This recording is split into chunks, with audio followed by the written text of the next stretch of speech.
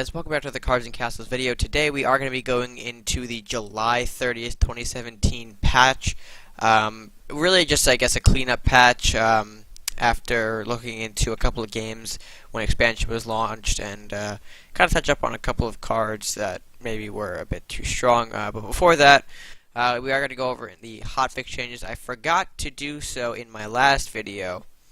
So we're just going to quickly touch up on it. Unstable Contract I already went over because it was a card that was in both patch changes and hotfix, so nothing really to touch up on there. Primordial Flame, HP reduced to 3. This card has been sitting over budget for a long time due to its epic status. However, we stopped giving it additional stat points. To epic and legendary cards a long time ago. This has risen to high prominence very quickly and needs to be significantly toned down. So they're trying to push people away from the Primordial Flame. Which is fine. It was a very strong card where it was at, but I guess putting it at 3 HP now sort of evens it out with all of the early game stuff that you see, which again, fine. It's still a very good card. That Flame Warrior is something to not mess around with, so still be careful, be wary of this card, and yeah, maybe we'll see less of Primordial Flame, who knows. Also, Wood War, Awakened Ability Movement reduced to +2. This card was balanced around being able to reach the castle on its 4th turn, but the new spawn slots have allowed to strike on the 3rd turn. We've corrected the oversight, so really just fixing it so that the 4th turn hit on the castle is still a thing rather than its 3rd turn. Nothing too big. So, with that being said, we'll jump right into our first card of the actual patch, that being Peasant. Now, Peasant, again, only got a stat health decrease to 2, which is fine. I don't see why. I guess I kind of do see why, being at 3 HP, being a bit difficult maybe in the turn 1, turn 2, turn 3 game. So I guess kind of evening out that HP stat to make it more easily controlled. Nothing too significant. Next is Spiny. I did touch upon this in my last video a bit, but Spiny got the health reduction as well to 2. Him was more of a problem because you were doing 3 damage with the Retaliate and Attack buff. So that sitting at 3 gold at turn 1 is incredibly strong. So I guess they're just sort of trying to cancel it out, get rid of that completely.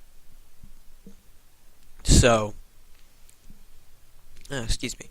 So I guess Spiny is a pretty more balanced card now to work with, which is fine. Definitely more easily taken out at 2 health rather than 3. Anyway, moving next into Shadow Drake. I spelled that wrong. Next we have Shadow Drake. Shadow Drake has been reduced to 1 health. Now this change I don't really understand. Shadow Drake was fine where it was. I guess they're sort of making it so that the Temple, when it was played maybe next to Shadow Drake, is a 3-2 rather than a 3-3. That's kind of what I'm thinking. Maybe going back along the lines of Filthy Peasant and Spiny, they didn't want that sort of power being in the turn 1, turn 2 situation. So I can only imagine that sort of correlates to that change, if you will. They all connect to each other, is what I'm trying to say. So from Shadow Drake we move to Ice Drake. Now Ice Drake did get some sort of you could say a little bit of a buff. Its cost got an increase to 3, which is like the sort of nerf to it, but it did get a health buff to 4. I think with Ice Drake they did put a Drake in the 3 gold slot, which is fantastic. Now they're not just behind, I guess, playing a Temple or getting some sort of draw, which could kill their momentum. They really have some more options now to work with, which is great. A 3 gold Ice Drake. This is why I said it's sort of like a little buff to it, because now you have a better curve for Drake decks as a whole. Next we move on to Nunchuck Nun.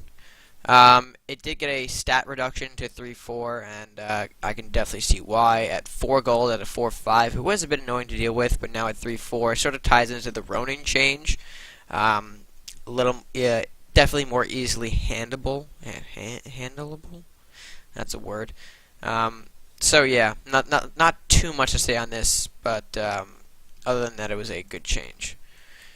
From Nunchuck Nun, we moved to Swordsman. Swordsman was definitely a card that was very strong, very powerful. Now, however, at 4-5, again, more easily to deal with rather than it being at 4-6. 4-6 is sort of like, why keep that when you have Ronin at 3-6 and you nerf Ronin? I think that was like a little meaning behind it.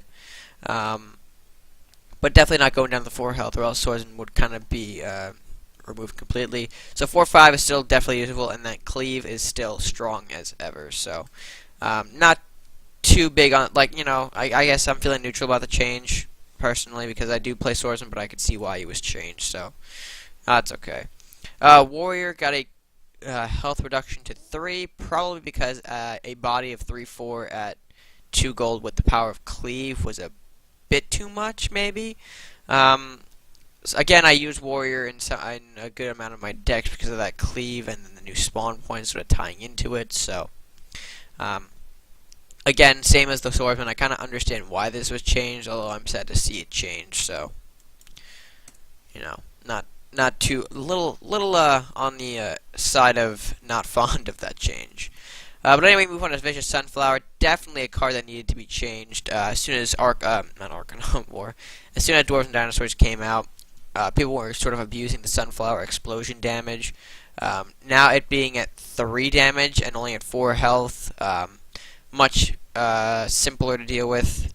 Definitely don't want that damage getting near your castle, and it being at 4 health, you're probably going to have more chances of taking it out before it reaches that castle point than it was when it was at 5, so a great change for Sunflower. From Sunflower, I move on to Maddie. Maddie got hit hard. Now it's a 0-1 stat line. It is for 3 gold, so not too bad. However, it just sort of seems that, I guess, Maddie may not be too good now. You may not even see him mostly. Probably people are going to summon him still for the random mage, but what are you going to do with Maddie is the question. Maybe use some armories. Again, sort of showing the idea here that Maddie may not be popular anymore. That's just my opinion. Sentry Golem, I think I may have went over this already. But to reiterate, it now has Deflect. Stats are changed, so it becomes a bigger body. Still a 2 movement, though, so it kind of maybe kills the fact that, even if you're going to reawaken it, it's going to be an even bigger body, but still as slow, so not sure how that's going to affect Awakened decks as a whole, though. Luminaris got a definitely good change. She's a friendly knight that has not moved, so that's really a solid sort of smack on Luminaris. It being at 3 gold, you might see it more. But again, a knight that has not moved. So you have to have a knight right up on the opponent's castle to really utilize it to its full potential. I would maybe like to see a damage reduction to 3 just to even it out. It's a cost for damage. But yeah, a change that definitely needed to happen. Interesting to see how Luminaris as a whole will be affected by this change, if it's even going to be used, if people are going to sort of abuse some sort of moving mechanic to get it right up on the base. We'll see. Ronin, I again ran over this in my last video, but Ronin 4-4, definitely more easily to deal with. At 8-8, that becomes a problem, but that's only for 1 turn. So, when Ronin comes out, he becomes a high priority target for you to take care of, or else you're going to have an 8-8 maybe smacking something. Headwood. Headwood got a sort of interesting change. I think more or so a buff than a nerf. Headwood is at 3 gold now and is a 2-4, so he's harder to get rid of and less expensive. To me, that seems like a buff. Maybe other people can disagree with me, but I just think he's definitely stronger now. And I won't be surprised if maybe Awakened decks has a slight boost. Maybe swapping out the Golem for Headwood for that damage. We'll see. Only time can tell about that. From there, we move on to Dremoth. Dremoth got a buff to his heal. It now heals castle for 7, so a pretty powerful heal.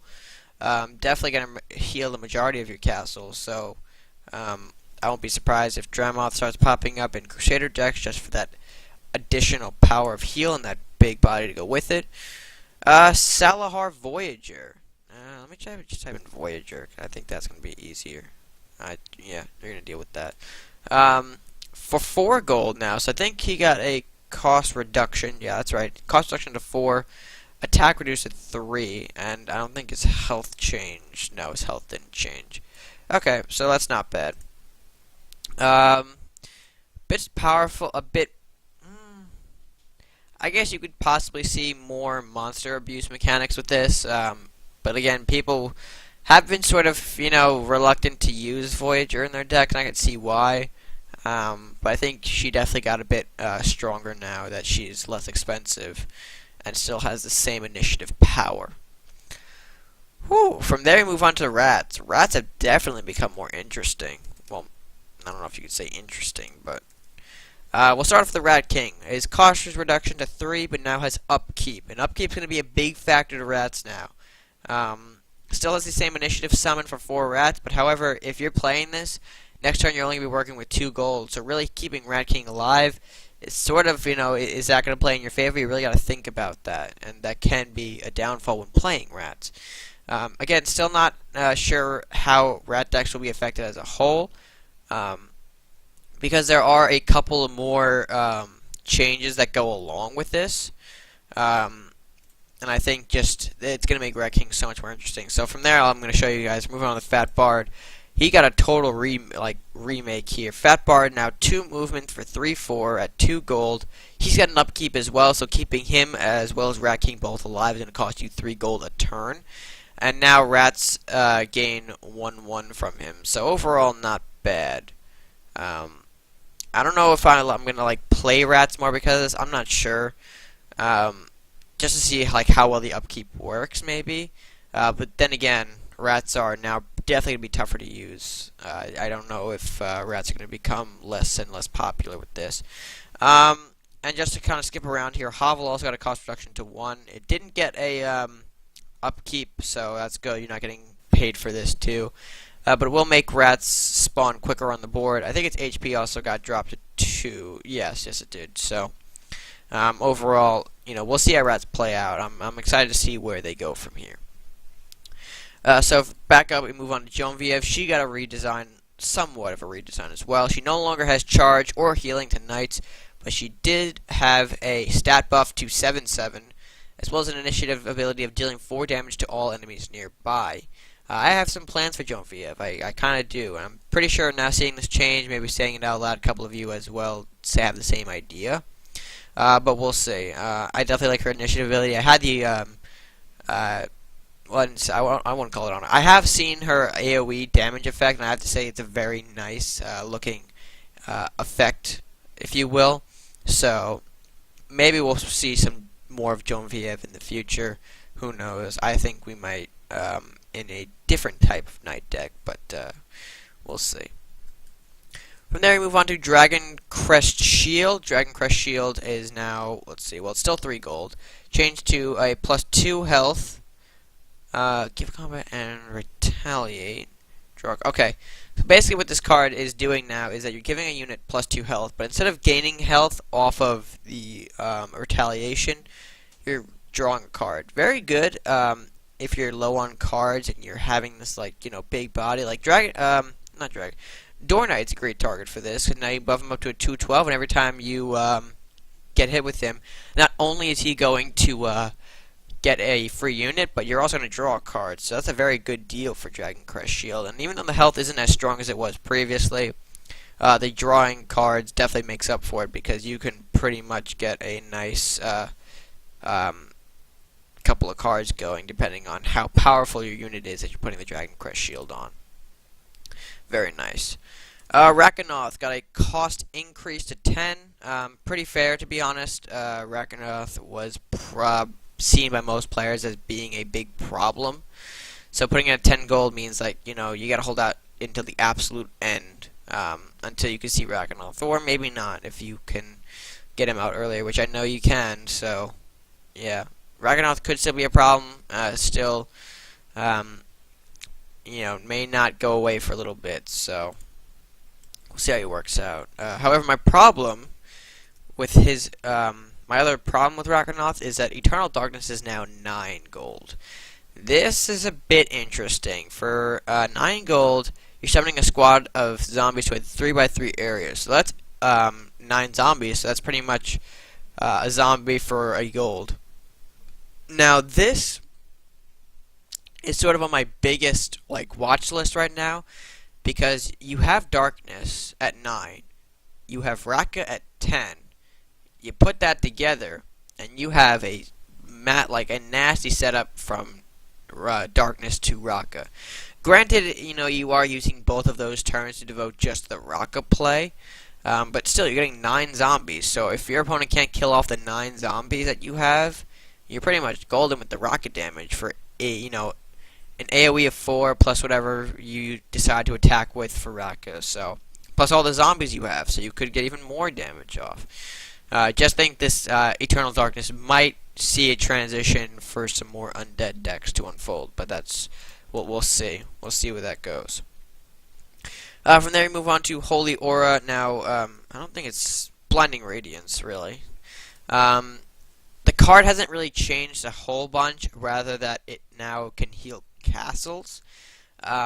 Quite interesting. I don't know if I've seen some people play around with Blinding Radiance to castle. It can be annoying to deal with, and you may have to deal with that unit as a priority, but yeah, well, we could see how that goes. Not too much. As for the card itself, it also got a cost increase to 3 now that I'm re-looking at it. So yeah, well, we'll see. And maybe Radiance is a bad idea for healing castles, but we'll see. Again, kind of give it some time to see how really bad it is. And finally, we'll move on to Zealous Knight, who did get a health decrease to 5. That's pretty fair in my opinion. The Holy Aura healing castles now. You could definitely you don't want that guy camping on the base with 7 health. So 5 health is a pretty decent stat line for where it's at in terms of gold cost. So yeah, I think with that being said, that wraps up for the patch. If you guys did enjoy, please make sure to leave a like, share with your friends, and of course, comment down below what you think of some of these patch changes. Use code RedMaster if you haven't already to receive 5 free card packs. And of course, if you're new to the channel, all you guys have to do is press that subscribe button to show your support. No cost whatsoever to you at all. So yeah, that's pretty much wraps it up for this video. So until next time, guys, stay gaming.